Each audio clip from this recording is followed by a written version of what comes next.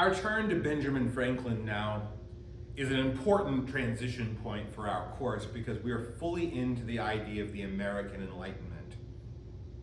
We'll talk more about key figures in the American Enlightenment over the next few class lectures, but Franklin is an early and pivotal figure in the development of a new style or new voice or new approach to American literature. In a lot of ways, Benjamin Franklin is correctly thought of as the first American. He's a self-made man, or he's very consciously made himself. He's got a rags to riches story, going from a poor or middle class, lower middle class background up through finding his voice, developing a perspective, and becoming one of the most beloved American figures at the time of his death. He plays a pivotal role in key aspects of the development of American society. And there are so many aphorisms and witty sayings and proverbial sayings that have been attributed to Franklin. In his writings, some people say he develops this idea of the American dream. And I've asked you to look at a few samples of Franklin's writing to get a sense of how his style is going to be very different from the people that we've read so far. He's writing essays about himself that have a political structure to them in the way that Bradford and Winthrop and Rowlandson do, but they don't come across in the same way, or they have different intentions behind them. He's much more inclined to be ironic. He's much more inclined to say something on the page and have the what he's saying be a little playful, a little tongue-in-cheek, right? There's very little humor in the Puritans or in Jonathan Edwards. But Franklin is a very funny writer, and he embraces the role of humor to help make his writing more popular among people. And in particular, he can be very ironic, say one thing but mean another.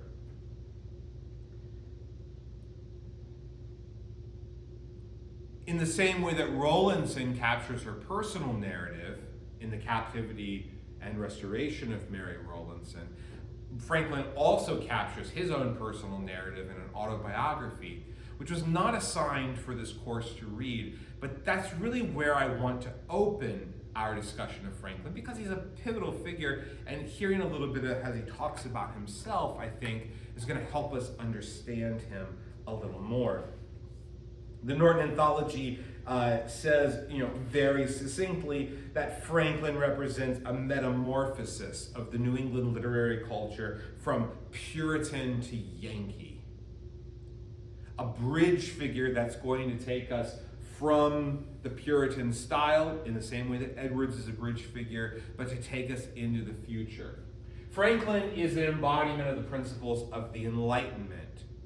And America, as we will see as we talk about the history of the American Enlightenment and where the founding of this nation, the United States of America, is going to come from, comes out of the Enlightenment, right? All those pivotal dates that you learned in American History 1 or in a high school history course about the founding of America, they're falling within this time frame.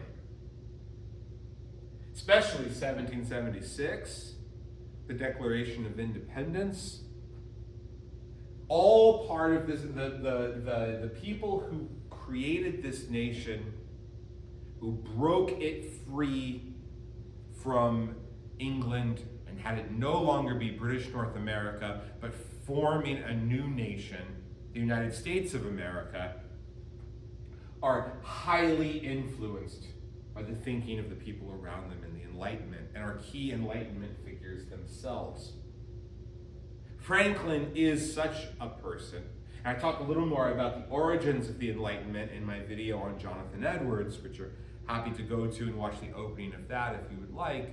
and we'll continue to talk more about principles of the Enlightenment going forward. But what I want you to see right out front here is the way Franklin is writing in a way that sort of captures that spirit of the Enlightenment without necessarily engaging and writing in a way that would turn off people who have a sense of the traditional, right? Franklin knew people don't like people who put on airs. So Franklin told the story of how hard he worked. He was a self-made man. He would move paper around in a wheelbarrow on his own for his printing shop so that people didn't think he was too good for that kind of manual labor. So in Franklin's Autobiography, we're going to read an excerpt of it briefly here together on page 511 in the Norton Anthology. I want you to see, just in the sense of an introduction to Franklin, how he sounds different than the other people. Not just in the style that he's writing in, but also in the content that he's writing in. Halfway down the page, at page 511, here's what Franklin has to say about religion. And I want you to imagine anybody that we've read so far before Franklin saying something like this. Any one of the European settlers, I guess, saying something like this. I had been religiously educated as a Presbyterian, and though some of the dogmas of that persuasion, such as the eternal decrees of God, election, reprobation, etc., appeared to me unintelligible, others doubtful, and I early absented myself from the public assemblies of the sect, Sunday being my studying day, I was never without some religious principles. I never doubted, for instance, the existence of the deity, that he made the world and governed it by his providence, that the most acceptable service to God was doing good to man, that our souls are immortal, and that all crime will be punished and virtue rewarded either here or hereafter. These I esteemed the essentials of every religion, and being to be found in all the religions we had in our country, I respected them all, though with different degrees of respect, as I found them more or less mixed with other articles, which, without any tendency to inspire, promote, or confirm morality, served principally to divide us and make us unfriendly to one another. This respect to all, with an opinion that the worst had some good effects, induced me to avoid all discourse that might tend to lessen the good opinion another might have of his own religion. And as our province increased in people and new places of worship were continually wanted and generally erected by voluntary contribution, my might for such a purpose, whatever might be the sect, was never refused. Though I seldom attended any public worship, I had still an opinion of its propriety and of its utility when rightly conducted, and I regularly paid my annual subscription to the support of the only Presbyterian minister or meeting we had in Philadelphia. He used to visit me sometimes as a friend and admonished me to attend his administrations, and I was now and then prevailed on to do so, once for 5 Sundays successively. Had he been, in my opinion, a good preacher, perhaps I might have continued, notwithstanding the occasion I had for the Sunday's leisure in my course of study. But his discourses were chiefly either polemic arguments or explications of the peculiar doctrines of our sect, and were all to me very dry, uninteresting, and unedifying, since not a single moral principle was inculcated or enforced, their aim seeming to be rather to make us Presbyterians than good citizens. Just, right? I mean, that sounds absolutely nothing in tone and style and form, like anybody else that we've read so far, but also sounds absolutely nothing in terms of content, right? Imagine John Winthrop saying, I don't go to church because the sermons are boring and I don't learn anything. And it's like all they want me to do is be a good Presbyterian rather than be a good citizen of the world. Not that I don't believe in God. Right? I do. I spend my Sundays reading and studying. I study a lot of different things, religion included. Right? Franklin is a break. He embodies that sense of the break from the past and moving into the future. He's not dismissive, right? He says actually that he withholds in conversations about religion because people get really angry about it and he doesn't want to fight with anybody, right? He's got a friendly tone, a jovial tone, a funny tone, a surprising tone, but a reasonable tone. Right? He sounds like a guy that you might meet at a pub. Yeah, there's a little bit of literary structure to the way that he says things, and if you were following along in the textbook, the style is a little literary, right? But you could imagine someone like Franklin sitting in a pub with a beer, talking to somebody about this, right? He's got an everyman quality to him. At the same time that he's an extraordinary man who did extraordinary things in the nation. So that gives you kind of a sense of where Franklin is. And at this point in the autobiography, he talks about this project that he undertakes. He goes through a variety of literature and world religions and philosophy, and he identifies 12 virtues that he wants to make part of his life. And he thinks the only way that you're going to get virtuous is you got to be perfectible. You have to try to get virtuous, right? So you're going to set these standards for yourself, and then you're going to hold yourself accountable, and you're going to practice, right? You're going to say, this is what I want to do, and I'm going to try to do it. And he keeps track, and he talks through, how to do this. It's almost kind of a very early self-help book, right? How to improve your life, how to be a better person in the new year. Right? And he picks temperance and silence and order and resolution and frugality and industry and sincerity and justice and moderation and cleanliness and tranquility and chastity. He tells us later in this portion of the autobiography that one of his friends says that he also needs to add humility, so he goes ahead and he adds humility, and he defines humility as imitating Jesus and Socrates. So, on the one hand, Jesus and Socrates are like two of the most famous figures in Western civilization, and to imitate them is obviously to put yourself up on their level, which is a very non-humble thing to do, but also they're known for their devotion to the ideas and not to the glorification of themselves. They're glorified by other people. And so there's a sense of this kind of ironic distance to it, that for Franklin to behave like Jesus and Socrates would to seem unhumble, but ultimately would be humble. It's just the way that people would think about it or frame it, right? So there's an ironic tone going on here, and Franklin's kind of being a little tongue-in-cheek.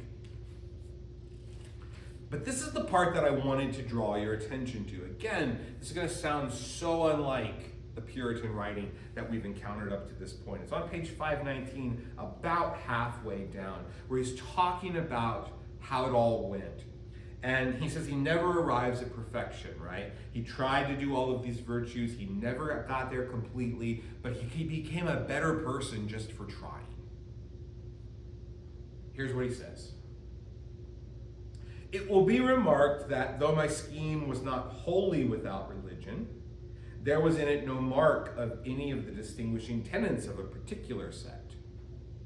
I had purposely avoided them, for being fully persuaded of the utility and excellency of my method, that it might be serviceable to people in all religions.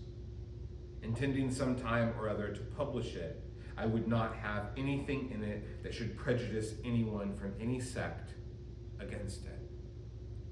So he says, my virtues that I picked, they're like, you can see in there how they kind of overlap with Christianity, right? But I didn't actually cite anything related to Christianity. I wanted to develop a set of virtues that anybody of any religion could use to make themselves better. right? There's a sort of pluralism. There's a kind of empiricism to this, or reason to this, right? If you look at these and these make logical sense, you can follow these and you will, be working on the perfectibility of yourself as a result of this. So this is Franklin, the Enlightenment thinker, talking about his past and providing us with a break from the past and thinking about going forward. I asked you to read 2 essays from Franklin to kind of get a sense of his writing style and his sense of humor, and also his abiding sense of social commentary, his capacity for irony, of saying one thing but meaning another, and the way that he's able to level criticism in a very interesting and engaging way. One thing that I asked you to read that kind of goes well with the excerpt of the autobiography that we just took a look at is The Way to Wealth. The Way to Wealth is a compendium text of volumes of Poor Richard's Almanac. Poor Richard's Almanac was a pamphlet that Franklin published every year between the years of 1732 and 1758. It was a bestseller, sold thousands of copies, and The Way to Wealth is an idea about merging all of these little things that came in the almanac together. So the almanac would have things like weather predictions, and it would have sayings and proverbs and aphorisms and stories and statistics and all of that kind of stuff. And over the course of multiple volumes of Poor Richard's Almanac, Franklin's using this pseudonym, Poor Richard, and he would specialize in these kind of short sayings, short pithy sayings, right? You've probably heard some of them before. They're very famous in American culture, right? Such as the famous line, early to bed, early to rise makes a man healthy, wealthy, and wise, right? That's a famous phrase that comes to us from Franklin in the Poor Richard's Almanac. So The Way to Wealth is published as a reflective piece, looking back on the years that he's published Poor Richard's Almanac. And he says that he's taken a bit of pride in the fact that over the years he's heard lots of people say, well, Poor Richard says that blank. And he knows that his sayings are getting out into the culture. So he creates this fictional premise, right? Strictly speaking, right, this might be said to be among the first fiction that we're reading in the course, from the sense that Franklin is creating a moment, he's creating an anecdote, and he uses this character called Father Abraham, right? Probably not a randomly chosen name. Abraham, of course, the patriarch in the book of Genesis, that the Abrahamic religions all trace themselves back to, Judaism, Christianity, and Islam. So we've got Father Abraham, like this old figure, the patriarch, the person that God creates the covenant with, that's going to establish Abraham's children and their birthright, the covenant to the lands of Israel. So The Way to Wealth is presented as Father Abraham sharing Poor Richard's sayings, which are italicized in the text. But notice immediately how this is being ironic and upending our expectations, right? Father Abraham, the father part of it, he's a pastor, he's a minister, he's a preacher, right? He is a man of the cloth, a man of God. And yet, he's not quoting extensively from the Bible, he's quoting Poor Richard's Almanac, which has a collection of aphorisms and sayings and proverbs that are kind of similar to some of the sections of the Bible, like the book of Ecclesiastes or the book of Proverbs in particular. But instead, we've got this focus on the father figure giving a sermon type delivery, but he's using Franklin's words as if Franklin's Poor Richard's Almanac is going to have equal precedence with the Bible in terms of access to human knowledge. The focus here too is the way to wealth. Not the way to moral goodness, but the way to wealth, prosperity, right? And this is a text that praises the work ethic. Work hard, right? And be frugal. A lot of the sayings here have to do with not wasting your money, right? And not wasting anything else, right? If time be of all things the most precious, wasting time must be the greatest prodigality. Poor Richard says. Lost time is never found again. And what we call time enough always proves little enough. Right? Don't waste time. You're gonna lose it. Other passages, a life of leisure and a life of laziness are two things, right? There's a difference between leisure and being lazy, as Franklin says. Beware little expenses. A small leak will sink a great ship, he says. 'Tis easier to suppress the first desire than to satisfy all that follows it, he says. We have a reference to God and a reference to the book of Job in this passage, but for the most part, not much else referencing of the Bible. Franklin ends, ironically, with such a great joke. He says on page 438, in the Norton Anthology of American Literature, Volume A, 10th edition. Thus the old gentleman ended his harangue. The people heard it and approved the doctrine and immediately practiced the contrary, just as if it had been a common sermon. So he's pointing out the irony, or he's pointing out the humor in the fact that people love to hear good advice, but they're very bad at following the advice. And he says they listened to Father Abraham quote from Poor Richard's Almanac, and they said it was great, and they very much approved it, and then they turned around and did the exact opposite.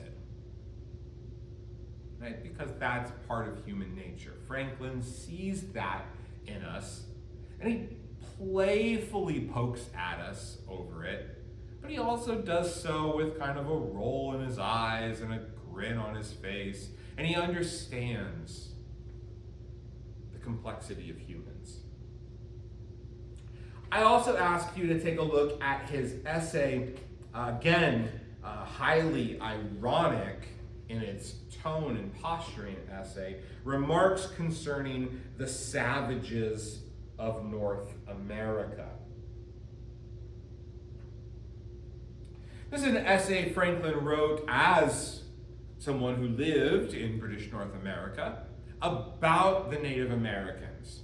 And again, it relies heavily on anecdotes, people telling stories. He's telling stories of other people. And we don't necessarily know whether these stories are true or whether they're fictionalized or whether they're exaggerated, whether they should be thought of as kind of little short stories on their own or not. But look at the title of the text, right? Remarks Concerning the Savages of North America. That makes it sound like Franklin, as the author of this text, views the Native Americans as savages, right? But he immediately dispels that in the first sentence. He's using the title to be a little sensational, to draw you in, but look how he dispels it. Savages we call them because their manners differ from ours, which we think the perfection of civility. They think the same of theirs.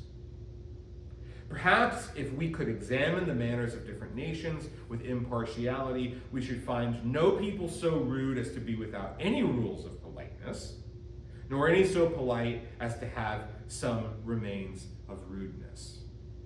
Right? Nobody's perfect, Franklin says. And labels exist based on how we feel about things. Right? He says people call them savages because they don't have a culture that looks like ours. But that's because we assume that our culture is the correct one.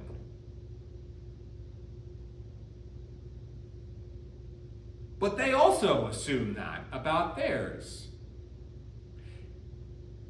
But also notice the funny thing about the title. When you get to the end of the essay, remarks concerning the savages of North America, it's important to ask, who are the savages of North America? How might Franklin be twisting that word savage, ironically,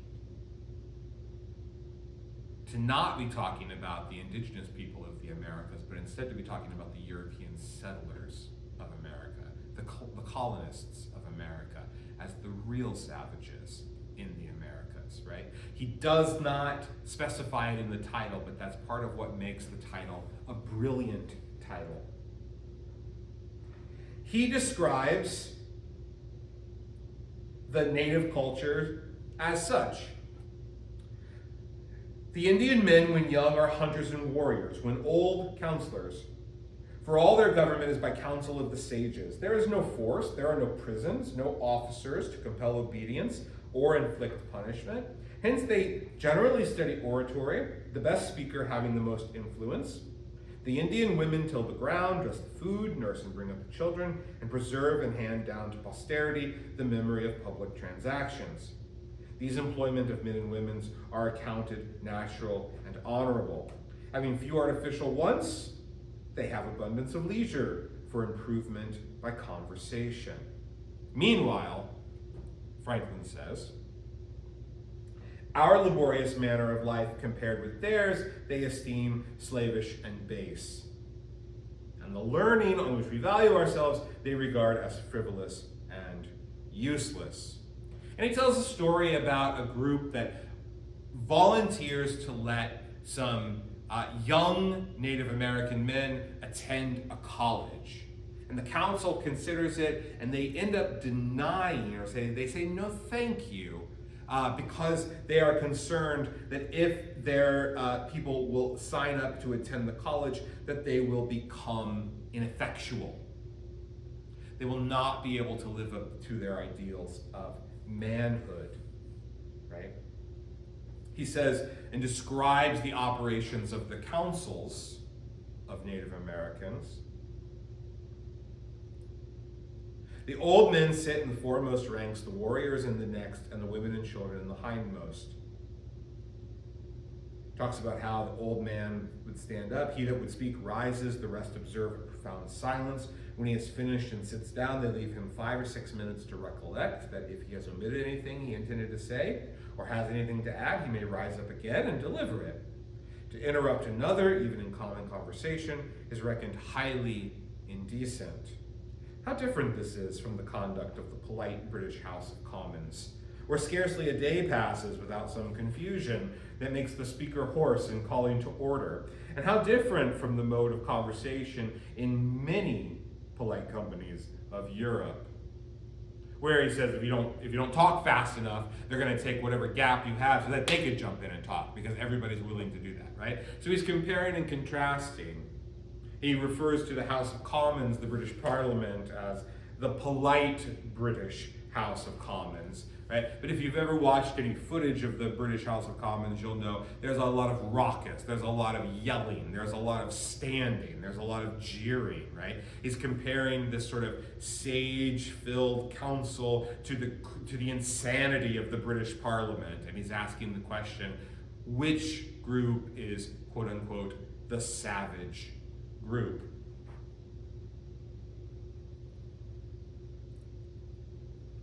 He tells a story about a religious missionary who comes and tells stories of Christianity, and the Native Americans listen politely, and then they share their own story. And the missionary becomes angry and frustrated and dismissive. And at the bottom of 554, one of the Native Americans says, "My brother, it seems your friends have not done you justice in your education. They have not well instructed you in the rules of common civility. You saw that we who understand and practice those rules believed all your stories. Why do you refuse to believe ours?" So he points out the hypocrisy. That's, the sense of we're right and you're wrong. That's built in to the European point of view and perspective, and how one side practices with a closed mind and the other side practices with an open mind. He talks about how there's an empty tent in every village in which that they call the stranger's house, where if a traveler is coming through, there's a place that's already made for them to stay, right? He contrasts this to the charging of room and board for travelers among the European settlers. And he ends with a story about a Native American trying to attempt to engage in the European economy and finding instead that there's a conspiracy among the European colonists and the British American colonist merchants to shut out Native people from getting a fair deal on their goods. And it says, "You know our practice. If a white man is traveling through our country, enters one of our cabins, we all treat him as I treat you. We dry him if he is wet, we warm him if he is cold, we give him meat and drink, that he may allay his thirst and hunger, and we spread soft furs for him to rest and sleep on. We demand nothing in return. But if I go into a white man's house at Albany and ask for victuals and drink, they say, 'Where is your money?' And if I have none, they say, 'Get out, you Indian dog.' You see, they have not yet learned those little good things, that we need no meetings to be instructed in, because we need no meetings to be instructed in, because our mothers taught them to us when we were children, and therefore it is impossible their meetings should be, as they say, for any such purpose or any such effect. They are only to contrive the cheating of Indians in the price of beaver." Franklin leaves a footnote here that I want to end our discussion today on. The footnote left by Franklin cites chapter 28 of the book of Acts, a story of when the Apostle Paul comes ashore and is given kindness by the people who live in the community, even though he's a stranger.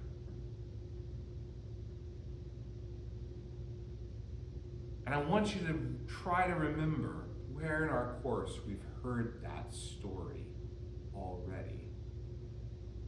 We've heard it in William Bradford's Of Plymouth Plantation.